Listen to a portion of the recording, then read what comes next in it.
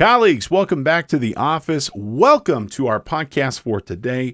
This is Choosing Mid-Market Accounting Solutions. I'm Steve, you're you. We're here to learn from each other about the latest and greatest accounting tech that is out there. Unfortunately, we are off today, so this is a presentation from a recent State Society conference, so I hope you enjoy. Today's class is going to be looking at mid-market accounting products. Most of us are familiar, for example, with the introductory and small business products, such as Intuit's QuickBooks Online or Xero, or some of the lower level Sage products. These are great solutions for startup businesses, mom and pop shops, entrepreneurs who are just getting their feet wet with starting their own companies. But often as our business grows, these solutions don't really grow with us. QuickBooks is great, if you've got, a couple hundred transactions and a couple of counts and, you're looking to just balance your checkbook. But man, it doesn't really do well if you've got any major level of complexity with lots of different transactions and lots of maybe different types of inventory or point of sale or payroll or other stuff that goes into it. Quickly you're going to find that there are other solutions that are probably going to better suit your needs. That's where the mid-market accounting products fit in. They're less than, for example, what you would see with an Oracle or an SAP solution, but they're more than what you would get with QuickBooks. It's a vast landscape of different products that are both cloud-based as well as on-premise. There are solutions that are for pretty much every type of vertical industry you could think of, whether you are a manufacturer, a service-oriented business, an e-commerce organization, a not-for-profit, a government agency, or more.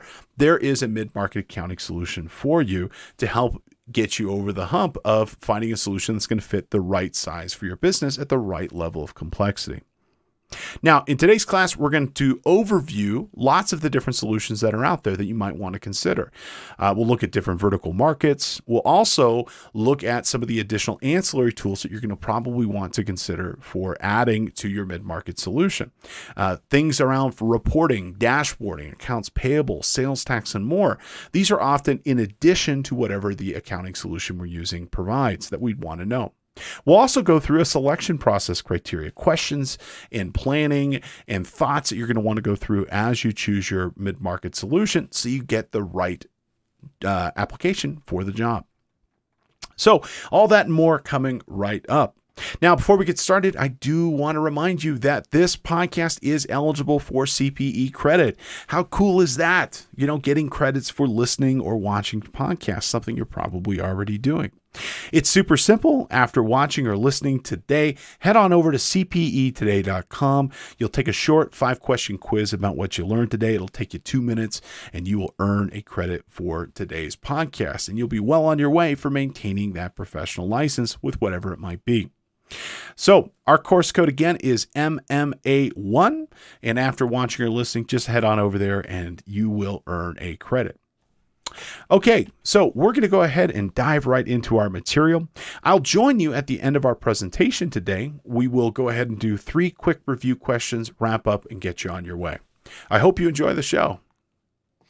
All right, so what does the current mid-market product look like? Well, I would say it's kind of split between 2 major things. There is the SaaS-based side of this, which is going to be our software as a service, cloud-based hosting organizations. And then we have our traditional on-premise and can also be hosted in a sense of like putting it into a data center like Amazon Web Services or Azure or something like that. Now, some of these solutions can go back and forth, like Acumatica, as an example, can be a SaaS-based product. And it can also be hosted as well. So having that kind of flexibility with certain applications can work well. So on the SaaS side of this, we've got Acumatica, we've got Dynamics 365, Exact, and NetSuite, our Sage and Act product, our SAP products as well. And on the more traditional self-hosted or on-prem solutions, we've got Deltek, ECI, Epicor, Infor, Open Systems, and others as well. Now, as part of our mid-market products, we also have a variety of third-party solutions we should be thinking about. When we talk about the mid-market, it's kind of like going to a high-end steakhouse where you buy the steak and then you get the different pieces that you might want. So if you want the baked potato, well, that's an a la carte charge, or a ear of corn would be, again, a la carte. There are a variety of third-party add-on tools that we would want to consider with respect to our mid-market solution because they're not going to come natively with that application itself. And it's going to be something that we're going to need to add in addition to the actual application that goes. So stuff, for example, around sales tax and use tax, for example, looking at solutions for reporting. Thankfully, we've got a lot of great options now, including solutions such as Power BI and others. Tools for rapid closing and consolidation would be great as well. Other solutions, again, we're going to want to order these things a la carte. And there are other major systems that might provide major functionality around, for example, things like HR and payroll, fixed asset, managing our accounts payable process, customer relationship, and bank feeds, and others. Now, what I will tell you with respect to the marketplace here, you should expect some growth. I would tell you that whatever you're looking at now, you should be thinking not only about today's need, but what are tomorrow's need. And when you buy one of these solutions, you should be planning on keeping it in place, I would say for about a decade, but a minimum of 5 to 7 years. Certain applications in here are going to be really expensive. And more importantly, they're going to be really difficult to implement and cause a lot of organizational stress in terms of being able to properly get set up. So just don't buy something based off price. Don't buy something just based off of the day. Expect that you're going to continue to use this system for up to 10 years. And you might choose to use it beyond 10 years as well, but you're going to make that determination at the case. Tech runs in particular cycles, and this particular cycle for this style of application, I'm going to say is about 7 to 10 years for while companies will choose to make a different decision and maybe go with a different service provider. You should also figure out your workflow. I will tell you, process with respect to the mid-market accounting solutions is so important. These applications often come like an unfitted suit where it needs to be altered and it needs to be hemmed and tailored to really kind of fit the needs of the organization effectively. Services, like Dynamics 365 are excellent, but there's a lot of ambiguity about how, where, when it's used inside of an organization, and workflow and process is so very, very important. I would tell you, get it right the first time, set it up correctly, spend the time, spend the money to analyze your existing organization and its processes to properly map them into the application. I'm reminded of the phrase, and I love this phrase, we never seem to have the money to do it right the first time. However, we always seem to have the money to do it a second and a third and a fourth time. So get your processes correctly. I will tell you, when you change accounting packages, it is a fabulous time to also look at and take a hard look at your organization's business and adjust your processes as accordingly. I would tell you to set your expectations and review those selections about every 10 years or so and make sure that whatever you've got effectively meets those conditions and meets those needs. Additionally, also ask these vendors for the roadmaps. What have you done? Where are you going in the future? What type of organizations are you looking to support? So let's go ahead and take a look at the market for this and take a look at where these different solutions fit in play, the size of the market, and we'll also try to understand how these different solutions work with each other. Now, again, when we talk about that SMB market, we are really kind of talking about this market right here in the middle, below enterprise and above that micro business. And it's important to understand how these solutions are both sold to customers as well as implemented to customers. At the really high end of this, it is sold directly to the end users by field salespeople. You buy SAP, guess what? They're going to send somebody to your office and talk to you about why SAP is the greatest thing since sliced bread. At your mid-market, this is typically sold by what are called VARs, or value-added resellers. VARs are subject matter experts, typically to a specific geography or maybe to a specific vertical, industry. So it might be farming, and that's a guy who does the farming industry. And there could be another guy who does the chemical manufacturing and another guy who does retail. Or it could be by geography. There's somebody in Southern California, somebody in Idaho, so on and so forth. The reseller model was dominant a generation ago, but a lot of these organizations like Microsoft, for example, are tending to go more with their own staff and implementing themselves. On the low end, QuickBooks, Sage, those types of products, those are typically sold directly to consumers. No need for anybody to really kind of be involved because there's no budget to really kind of justify it.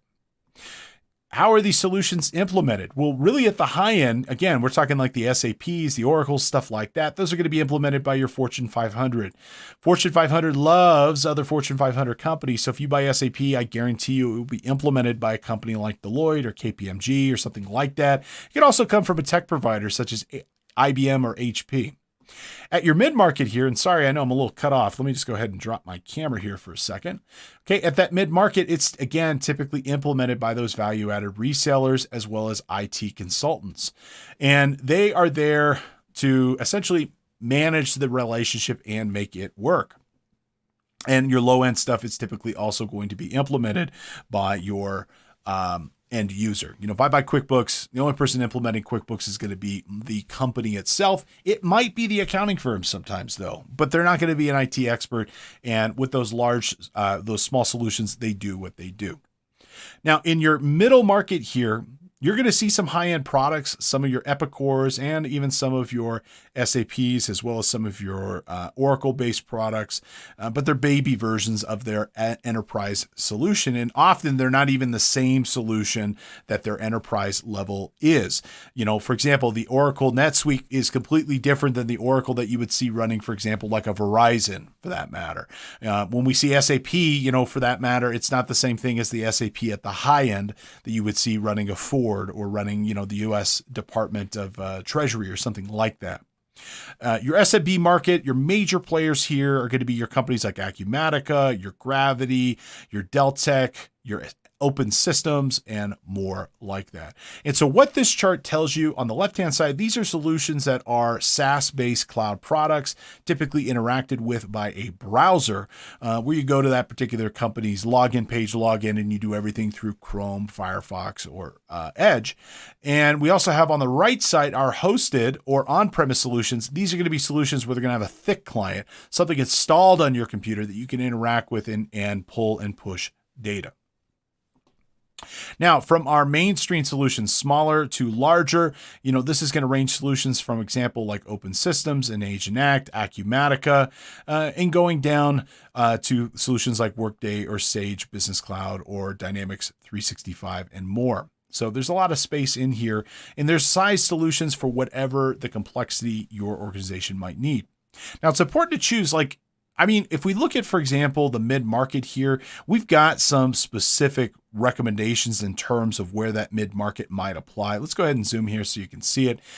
So for example, this small SMB side, typically that's going to be 5 to 100 employees, $1 to $50 million in revenue. And on the large side of this would be 500 to 2,500 employees, $250 million to $1 billion. There is a lot of space here, folks. There's a lot of space from the small to the large.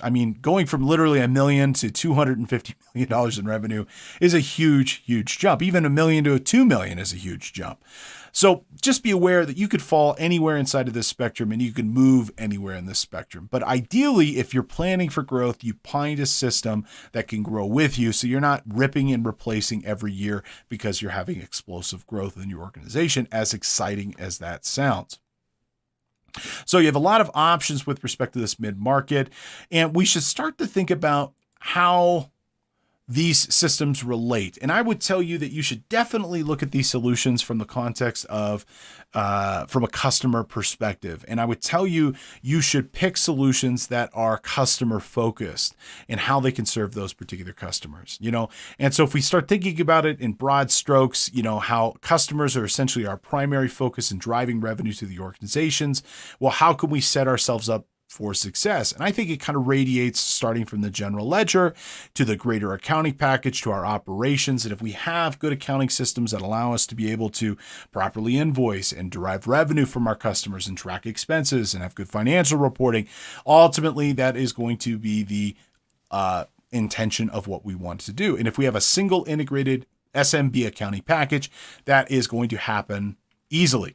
Now, if we compare this to what a lot of companies sadly do, it's islands of information. You've got your customer systems, your operation systems, maybe you got some outsourced systems. Accounting's just kind of over here doing whatever, and you could have a ton of other systems besides this that all live in their own individual space. Unfortunately, a lot of organizations are like this. I like to use the term they've cobbled together their enterprise systems for their company. They've cobbled together an operating system for their organization.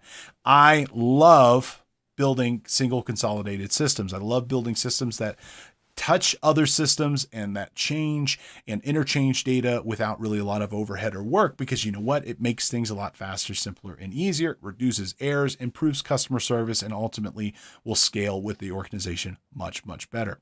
So here's some questions to ask yourself, and feel free to chat me over and send me some feedback of what it's like in your organization. And so if you are a company where your systems don't electronically connect, meaning they're not integrated, you probably have a cobbled together system, where you've got silos of information and somebody is manually pushing data from one place to the other. Organizations where systems have been purchased separately or over a period of time. Hey, we need an accounting system. Hey, we need a customer system. Hey, we need an ERP system, and each individual department of the company, without really kind of any consolidation or without any kind of planning, goes and buys their own devices or their own systems. Where we have systems that are controlled by departments rather than kind of by a single IT administration and oversight. If your organization had legacy systems written with custom code, that's not always a bad thing, but man, does it make it hard to make updates and upgrades in the future. Modifications made to systems that can't be updated easily is a real linchpin for a lot of organizations. And ideally, we want to be able to pull that complexity out and make things simpler and easier. Now, I would tell you, you need to think about process. I'm a process guy. I love process. I will tell you the means justify the ends. And to me, I would rather have a process be effective and work great than have a single great outcome. It's not that I don't like single great outcomes, but I love repeatable actions, and I love when things work as a system because that tells me this will scale with the organization. I love growth. I love scalability. And I feel that process is the way that you're going to get there. Iteration of processes. I like to build something, see how I did it, and then I blow it up and I build it again because I learned something and I can make it better the second time. The third time's even better. By the fourth or fifth time, you know what? It is perfect. I have worked with a variety of tools over the years to kind of fit my exact flow, and it fits me like a glove, and it all comes through iteration and it comes through process thinking. Now, operations are more important than the financials because it is life. Life is outside the windshield rather than life in the rearview mirror. I'm planning, I'm making objective thoughts and considerations about what the future might hold, and then willing it to happen. Okay. So solutions like customer resource management, sales tax planning, dashboards, and KPIs can be really effective for kind of making that occur. Now, automation, we need accounting too accounting needs automation too. There's a lot of stuff that we're doing that is very expensive, very time consuming, that could be automated to be better. There are tools, for example, around robotic process automation, RPA, tools to help automatically and quickly close our books, tools to automatically download our bank transactions and import those transactions into our financial statements and into our general ledger. Automation around our financial statements to make like reporting, administration, oversight, and governance faster, simpler, and easier. So that's kind of our survey of the market. Let's talk about some of the industry solutions that are out there. And I have these grouped into a couple of major categories. We've got our tier 1 systems, our tier 2 systems, and then kind of broken into specific companies. And as we have time available, I'll talk about, some of these specific products and why you might want to consider them. Okay, so we have our tier 1 solutions. Our tier 1 solutions are big systems. They're the systems that have the most set of comprehensive functionality.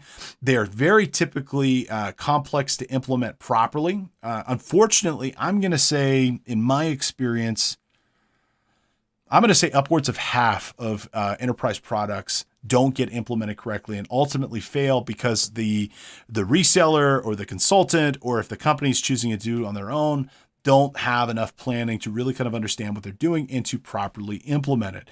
And so just know that when you're getting into these SMB mid-market products, you got to do it correctly. Otherwise, the product is just going to ultimately fail. I would tell you for the SMB product lines, whatever costs to buy the software, you should double that, because the other half of that is going to be the implementation and consulting services to get that up and running. So if you buy a mid-market product, let's say for $50,000, okay, expect to spend at least $50,000, if not $100,000, getting that product properly implemented. And that's going to be in services such as transition of your data, data migration, mapping of your data, building out of additional functionality, integration with other products inside your organization, training. Oh my gosh, training is so important, and sadly, not enough organizations do it. They'll spend 50 grand on a mid-market product and spend nothing training their staff how to use it. And then they're shocked when that product fails and they revert back to whatever they were doing just because people feel more comfortable with it. I will tell you, you can never have enough training. When you feel like you've had enough training, go and do more training until you feel like you have enough training, and then do more training after that. I constantly am learning all the different tools that we use, and trying to stay up to date is a full-time job in some respects, because if I know how to do it, I'm going to have an employee that I can teach and train, and I'm going to get better utilization out of that staff if they know how to use the software and I can teach them how to use that. Some solutions like Oracle and SAP, they have vertical integration, meaning they can do everything top to bottom, from the manufacturing side of this to distribution, and then ultimately customer service and field service. Other tools and functions might be effective for your organization. For example, things like supply chain management, analytics, reporting might be available, and you might choose to implement them. Not all larger systems are comprehensive. For example, Workday, not a comprehensive system. It does accounting, and that's about it. Still does a great job. It's a good mid-market product, but if you need, for example, payroll, you're going to have to go somewhere else. But typically, if you're at that mid-market level, you probably already have a Paychex or an ADP, or you maybe have a whole payroll department. Just bring in that information by journal entry, call it a day, and everybody will be happy. Now, our tier 2 systems are not nearly as complete as those tier 1 systems. Tier 2 systems still have some comprehensive ERP functionality, but they're not nearly as complete as what you would see with those tier 1 solutions. In this area, I would say Epicor and Infor have pretty good vertical integration, but they're not nearly as robust as what you would see with an SAP or an Oracle solution. However, it's probably 75% less expensive than what you would get with an SAP or Oracle, and probably will take a third of the amount of time to implement too. Certain other major functionalities like supply chain analytics will have to come from other parties. Those are not part of those packages themselves. Okay, I'm going to go ahead and talk about a couple of these solutions here, and then I'm going to continue through the presentation. And as time is available, I will come back and talk about some of these specific applications like Acumatica and Dynamics 365, NetSuite, and others. But I want to get through and give you the full big picture of this, of what it looks like at the mid-market level, rather than, spend all of my time talking about one specific vendor product. But I do want to draw your attention to the fact that this presentation has all of these products that are highlighted here and bolded, covered in the supplemental materials. And at your own time, you might want to choose to take a look and get a little bit understanding. And I'll come back to as many as I possibly can. Now, on the manufacturing side of this, I think there are about 5 mid-market products worth considering. Acumatica, Dynamics 365, Epicor, Infor, and SysPro. And my 2 favorite by far are going to be the Dynamics 365 and Acumatica. And I would say Acumatica probably more so than Dynamics 365. It's not that Dynamics is a bad product. It's great. I just think Acumatica is easier to use, has better deployment options, and also better priced. It's flat priced, and they're not going to kill you on per user fees like you will get with Dynamics 365. So if you're looking to do manufacturing accounting, which is going to be a lot of your cost-based accounting, stuff like that, managerial accounting, these solutions are definitely going to be better suited for you than you would ever get from, for example, a QuickBooks or a Xero. On the distribution side of this, again, Acumatica comes right up on top. Epicor comes in, Exact, Infor, NetSuite starts to come in as well as Open Systems, Transverse Product, and SysPro. On this, I think Open Systems Transverse product, I think, is king of the distribution. And I think they do a really, really good job of creating a financial system that's going to be really good for organizations in kind of that wholesale and distribution market. Now we have not-for-profit, okay? So Alibi, Blackbaud, Gravity Software, Open Systems Transverse, Sage Enact, and Serenic, okay? Out of this particular group of organizations, and we're talking here like fund accounting, for example, and other things that might be in here, I would say the Sage Enact product as well as Open Systems, their Transverse product, I think are the overall strongest as of right now. On our job costing and construction products, again, I think Acumatica comes in really well. I think the Sage 100 Contractor Edition, as well as the Sage 300 Construction Edition.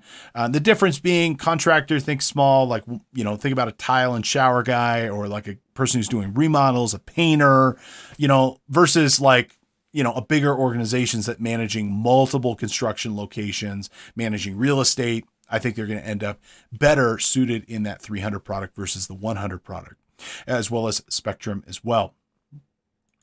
In terms of our vertical integration solutions, again, Acumatica and Open Systems, I think, are leaders in this, with Field Edge also having a pretty cool solution as well.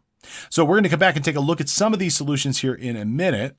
But I want to talk about some of the frequently needed third-party solutions and where some of these functions might come for you. Because again, using our steakhouse analogy here, where are we going to find our baked potato and our corn on the cob? Well, we're going to need some other third-party tools that we might want to plug in as well.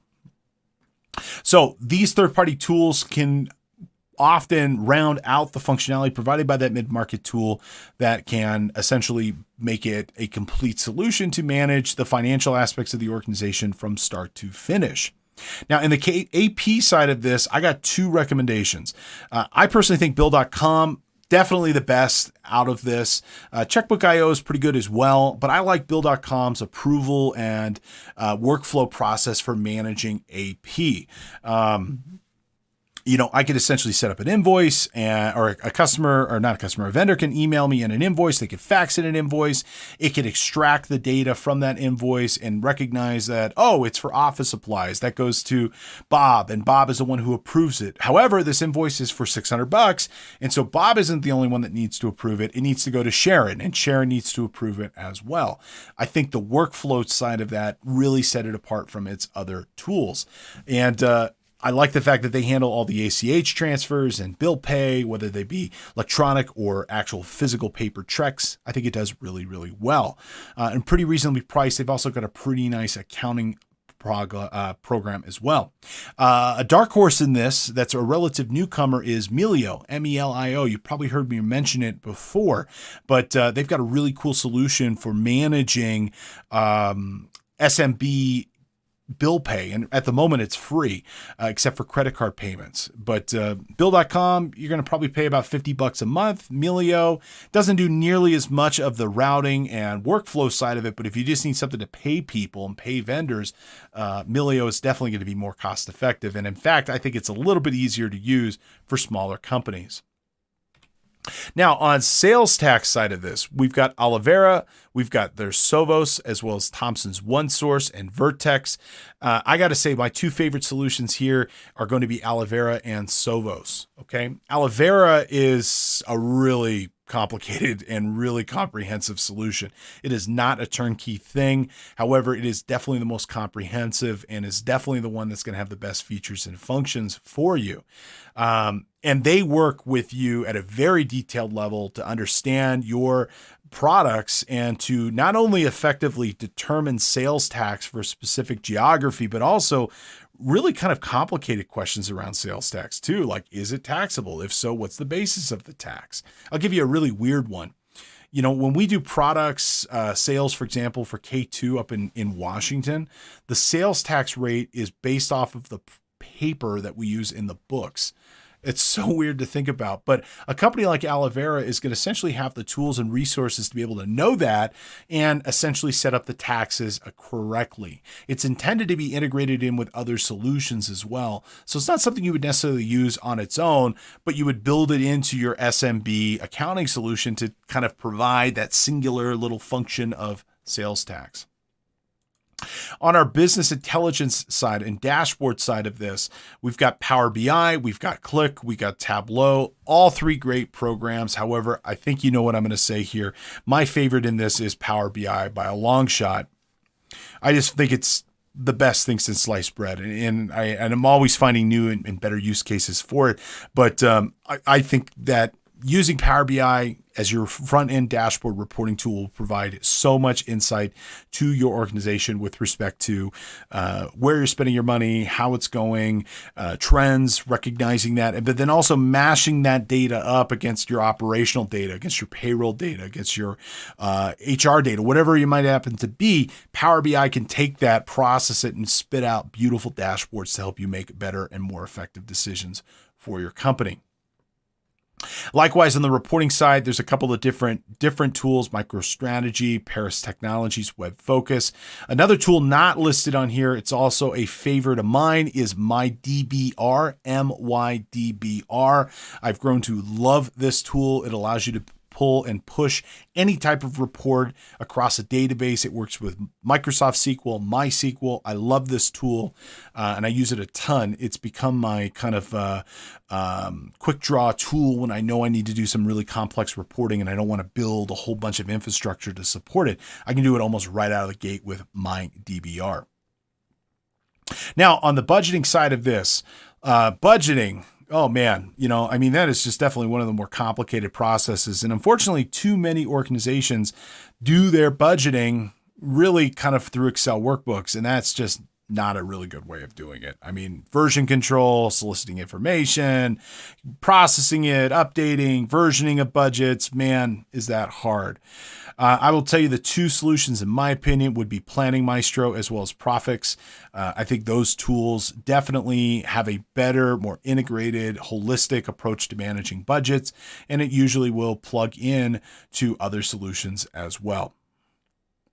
So lots of options with respect to additional tools that you might want to consider for augmenting and rounding out the functionality for your accounting solution.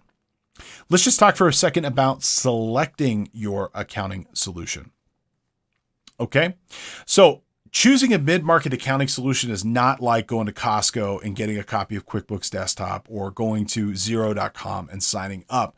This is a big decision, and it's a decision that's going to have big impact. It's a decision that's going to cost you a lot of money, and it's a decision that's going to take you a lot of time. And so I think it really kind of makes sense to make that decision correctly and find something that is essentially going to work for your organization for the long run. And that's going to not only solve today's problems, but tomorrow's as well.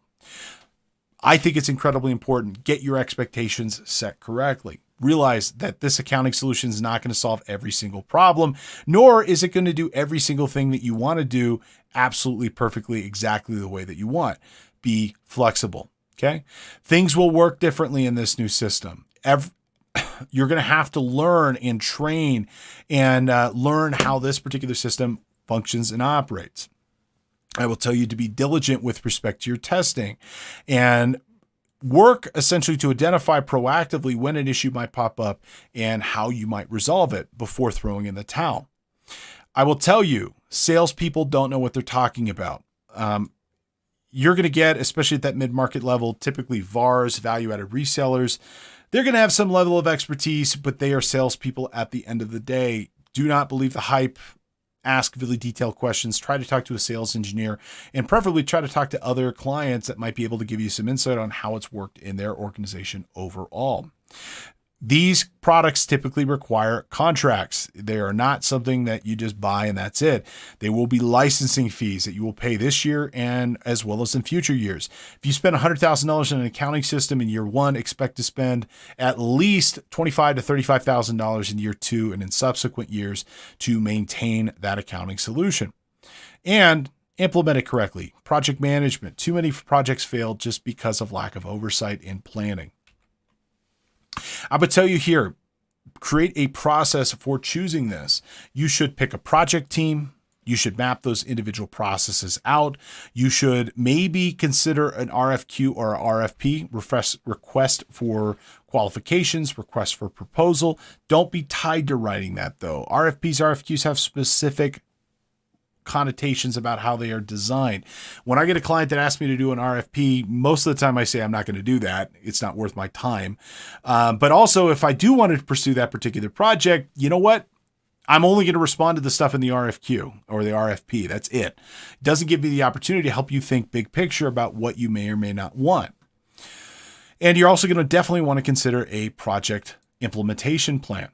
Here's what your typical big IT project would look like. You'll have a champion. Champion's the person on the inside of the organization that is going to clear roadblocks, cut through red tape.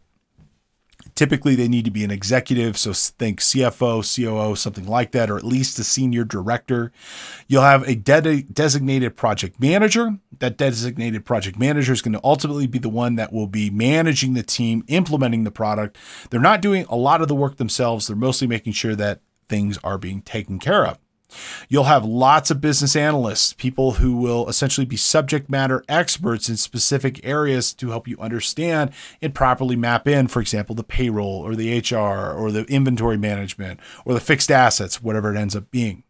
You'll need people from IT that will represent essentially the hosting and the hardware and the operating system side of this. You'll need a solutions architect. That's someone like myself. I spend a lot of time thinking about how things should work effectively, both today and the future. I come up with plans essentially to help design databases and processes to work really well for organizations and solve those problems. What you don't want to see happen is trading one set of problems for another. You want this to work effectively and well for your organization. Now, there's a variety of selection process that goes into this, and you can make this as big or as small as you need. You know your organization better than I do. Some organizations, it's death by committee. Other organizations, they're shooting from the hip. Somewhere in between. You don't want essentially every single tiny decision to have to go through a committee and take 10 years to be able to implement this project. But I also don't really like when clients are lone wolves or gunslingers just kind of haphazardly making decisions, because I don't think they're giving the process enough to be able to work effectively. So I've got a range of things that I would tell you about how you should organize your selection process, as well as how you actually make this decision about what you're going to go with. Business needs are paramount. Understanding where the organization's going is absolutely critical. And I would tell you, it's going to be a compromise. You're not going to get everything you want right out of the gate. As such, I would tell you, you need, for example, to prioritize what you're looking to do. Critical, absolutely show shopping must have, like things like general ledger functionality or accrual-based accounting or fixed asset management, if that might need to be. You might have some features that are nice to have, but not necessarily need to be in that package. Payroll is a good example of this. If your company's not doing payroll in-house and you're using a service like ADP or Paychex, do you really care if your accounting solution doesn't have that? You're probably bringing it in through journal entry to begin with, or maybe the payroll company will just give you a file that you can import in that will create the necessary entries for you. You're also going to have stuff part of your new system that you maybe don't want to lose. Maybe it's critical reports, for example, critical AR/AP stuff that might be really, really useful for how you manage your receivables or payables. You should also think about a budget and timeline. And this is the thing everybody hems and haws about. And almost everybody has sticker shock when you start telling them what it's going to cost, how long it's going to take. I'm telling you right now, this is not a month-long thing. This is typically a couple of months at the minimum, and could be a year or longer depending on the complexity of what your particular project is requiring. It will always cost more than what you expect. That's why I'm saying, if you think it's going to be $50,000 in software, just budget $100 and you won't be disappointed. A comment has come in. Okay. One great place to start your research on software products like this is g2.com. Very well organized, lots of user reviews. Great. Thank you so much for sharing that. I'm also going to point in another really great place to start your research is also with K2. I can tell you that we have a ton of resources, and my good friend and colleague Randy Johnston is by far the most knowledgeable person on this topic that I know.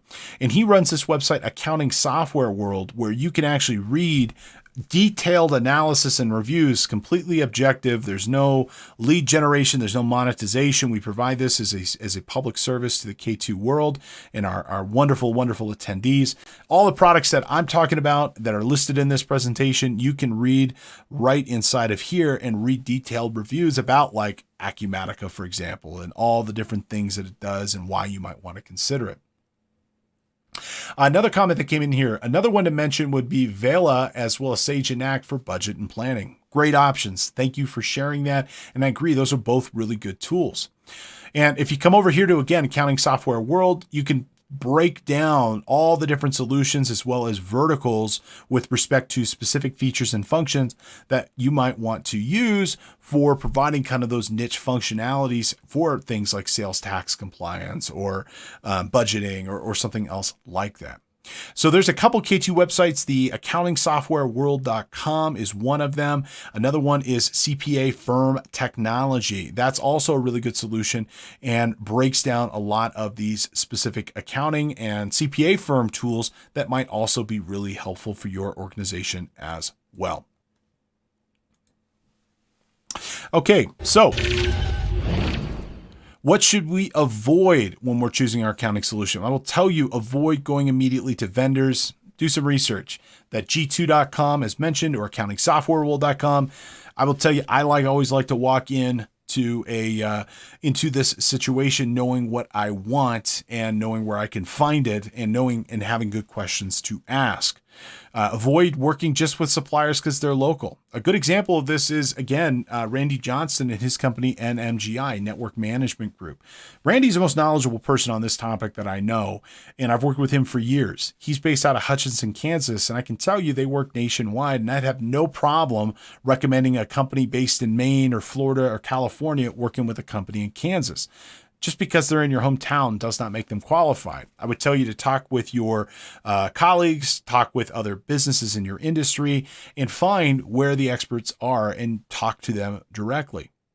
Avoid choosing just big brand names because they're safe. You know, the old adage, nobody got fired for buying IBM. There's some truth to that, but I will tell you there are other solutions like Open Systems or like Enact or like, for example, Acumatica and others that you might not have heard of that offer really compelling functionality that are very widely used. It's just, they don't have the brand name of like IBM or a Microsoft or an Intuit for that matter.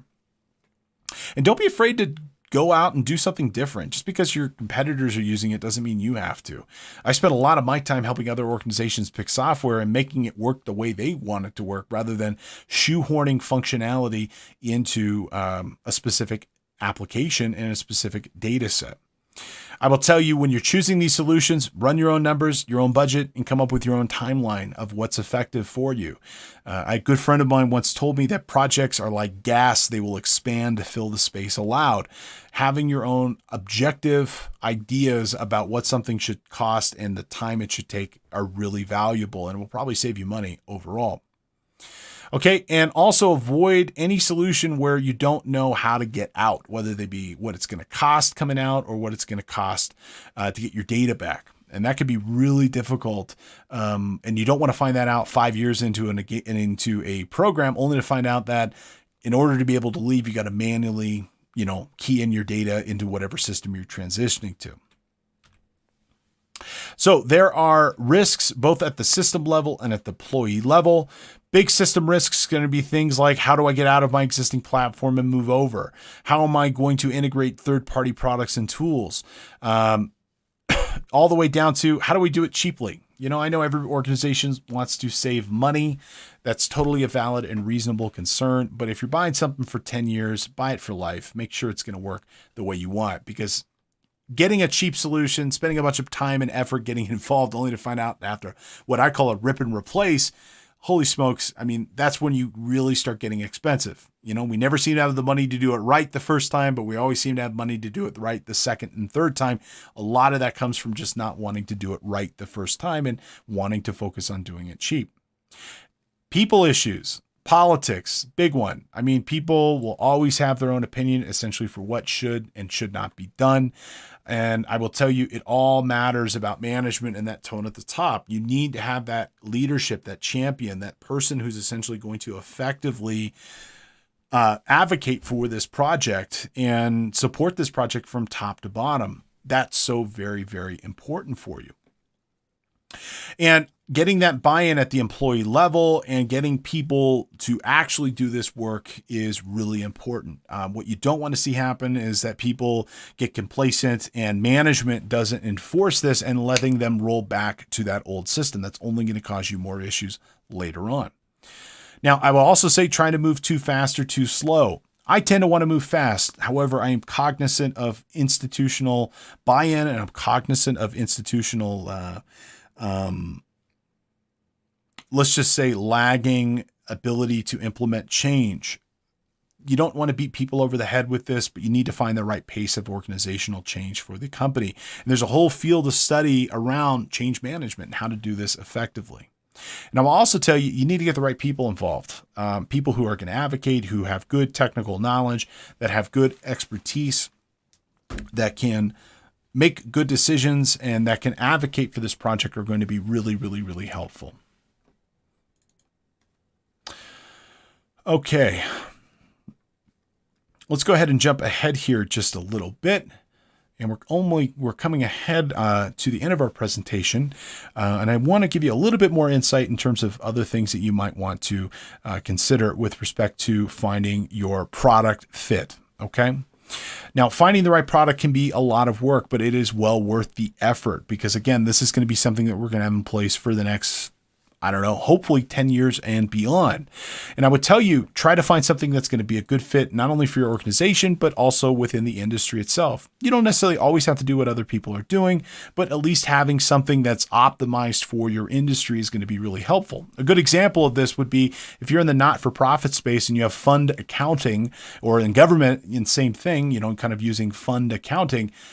A solution like QuickBooks is never going to work for you, as well as a lot of the other solutions, because fundamentally it isn't optimized for that industry. You should be working to essentially understand how your organization is going to fit within the context of the application. Do not try to, make the application fit to your company, because that's a recipe for disaster. Good applications, for example, will have a variety of extendable capabilities that allow it to be modified to fit a wide variety of different organizations, but there are just some fundamental things that it's designed to do or not do. Okay, so understanding what those are and finding a good fit for your organization would be a really, really good way of approaching that project. Now, you should also start making determinations about where the data is going to live in the functionality. Are you looking for something premise that's hosted for you? Or are you looking for something that's more of a cloud browser-based, app-based approach? Both of these have validity in terms of what you're looking for. Some solutions will be able to be offered in both environments and giving you the flexibility of being able to choose what you want. Other systems, especially, the larger solutions like SAP, well, those are going to be on-premise only, versus, for example, Acumatica, which can go in both. Or, for example, like some of the Sage products, which are going to be cloud only. I would tell you to think about scalability. Is this going to work for you today? What happens if you grow? What happens if you triple in size or quadruple in size? Will this solution still work for you? I would start to think about, for example, the total cost of ownership. Besides, for example, just the acquisition costs, what are the ongoing maintenance requirements, the upgrades, what other licenses you're going to need as well? What type of integration are you going to look to push this to? Now, on the SaaS side of this, these are questions that you probably would want to ask the provider, like where's my data located? What happens if you go out of business? Can I get a copy of the code essentially to manage my project? Where, in what capacities, for example, are you connected to other systems that could potentially present a data breach for my organization that I might want to consider? Now, ultimately, you're going to want to create a implementation plan. The implementation plan, this is where the devil is in the details. And I would tell you that thinking through from start to finish, essentially how this is going to be implemented in your organization is going to be really, really, really important. As I mentioned before, an abnormal number of project plans at the enterprise level and at the SMB level fail just due to poor implementation. And it results in the company kind of reverting back to their old ways. In the time that I have been a professional software developer, I've been a part of, I'm going to say, at least 2 or 3 major multi-million-dollar projects that have failed for one reason or the other. In some instances, for example, the company went with a solution that was clearly not designed to fit their particular needs. They spent a whole year of development and time and effort trying to get it to work, only to say and throw up their hands and say this isn't going to work. And I've also been in part of plans, for example, where the company picked a solution that was so large and so complex and so convoluted, but never bothered to properly train their staff on this new, more complex solution. You know, it's actually kind of sad. They spent all this money. They got to the end of the project. They were short some cash, so they eliminated the training budget, which is, again, I don't know why you would do something like that, but it's like cutting off your nose to spite your face. So I would tell you, you want to try to right size the solution for what you need, but really kind of come up with a good comprehensive plan to get this solution in place. One of my favorite things to do is to break the implementation up into phases. There's a phrase I love: how do you eat an elephant? Well, one bite at a time. Well, by breaking this up into different phases, you essentially can augment your risk, implement this in an ongoing basis, allow people to kind of get trained up. You get those quick wins, and you can implement this over a longer period of time, allowing for a larger, to allow people to adjust accordingly. So think about how can you segment this to not only for being able to show demonstrable wins with this, but then also to maybe help offset cost and adjust timeline accordingly. You're going to want to create that schedule to support that phased approach. You're definitely going to want to spend time to configure the system correctly, especially if it's a more, let's say, off-the-shelf type package. You're going to want to spend time going through the settings of the application and getting all, like, for example, the templates and the headers and the security for the different roles and users properly configured and set up. You're definitely going to want to test this. This is something that unfortunately does not get done enough. You're going to want to implement this solution, but prior to getting your users on it, you should have one or multiple dry runs where essentially you look at the data that was moved and then ensure that it's meeting the qualifications and properly configured and set up. Ultimately training your users, ultimately going live, and then realize it's a process and that in the future you will be moving and upgrading and updating it as subsequent changes are being made. So always planning for that kind of success is a great method for management of that risk. Colleagues, welcome back. I hope you enjoyed today's presentation on choosing a mid-market accounting solution. Lots of great options out there, lots of things for you to consider. I'm sure you've got your sights set on a solution that will work effectively for your organization. Let's go ahead and have 3 quick review questions, then we'll wrap up for the day. Our first review question: what makes a product mid-market? Is it capabilities? You betcha. Is it included features like workflow and other advanced features like that as well? Absolutely. Is it the ability to scale to a larger user count? Absolutely.